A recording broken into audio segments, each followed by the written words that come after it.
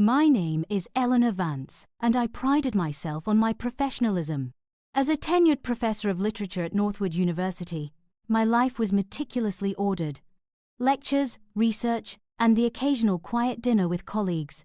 My marriage of 15 years to David, a fellow academic, was comfortable, if a little predictable. I was, in short, content. Or so I told myself. Then came Leo. He wasn't just a student, he was a force of nature. He enrolled in my advanced seminar, Deconstructing the Modern Novel. He was 20 years old, brilliant, and possessed an intensity that immediately set him apart. He didn't just read the texts, he devoured them, challenging my interpretations with a respectful but fierce intellect that both thrilled and unnerved me. His questions were sharp, his essays insightful, and his eyes held a depth that belied his youth. I find myself looking forward to his contributions in class, lingering after lectures to discuss a particularly complex passage. He was always there, always ready to engage, his enthusiasm infectious. I told myself it was purely academic, the joy of a professor finding a truly gifted student. But soon the lines began to blur.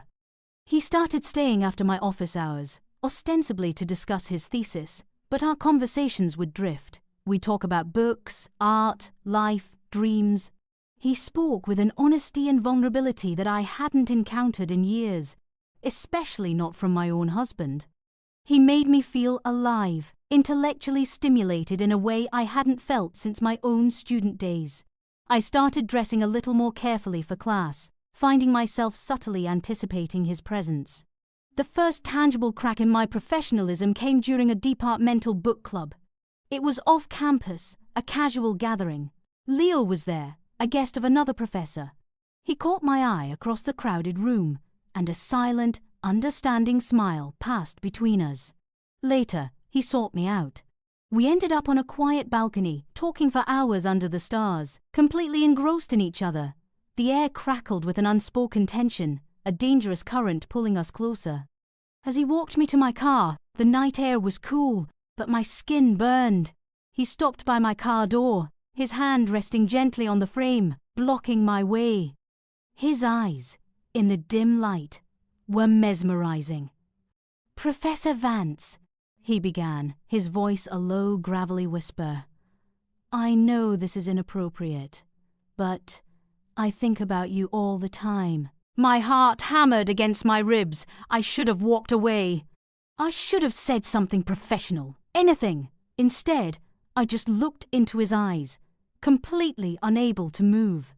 I should have walked away, but I didn't. In that moment, on that quiet university street, I felt a connection that transcended the student-professor dynamic, a raw, undeniable pull. I leaned in, and so did he. Our first kiss was hesitant, a spark igniting a fire that had long lain dormant within me. It was exhilarating, terrifying, and utterly reckless. The affair began in a clandestine whirlwind. Every stolen moment was charged with a thrilling secrecy. Late-night texts, hushed phone calls, and secret meetings in hidden corners of the city that felt straight out of a forbidden romance novel. He made me feel young, alive, desired. He listened to me, truly listened, something my husband David had stopped doing years ago. With Leo, I was no longer just Professor Vance, the academic wife. I was Eleanor, a woman capable of passion and spontaneous joy. I knew the risks. My career, my marriage, my reputation, everything was on the line. University policy on faculty-student relationships was clear, strictly forbidden. But I was intoxicated, caught in a powerful current I felt unable to resist. Leo made no demands, only offered adoration and understanding. "I just want to be with you, Eleanor," he'd whisper, his hand tracing patterns on my skin. "However we can." The lies to David became increasingly complex. Late-night grading sessions, departmental meetings, conferences out of town each, a carefully constructed alibi.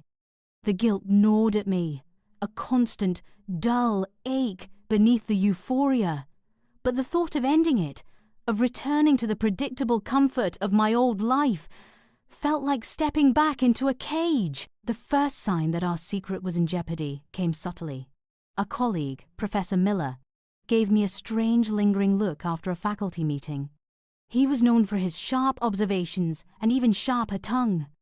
Then, a few days later, a cryptic email landed in my inbox from an anonymous sender.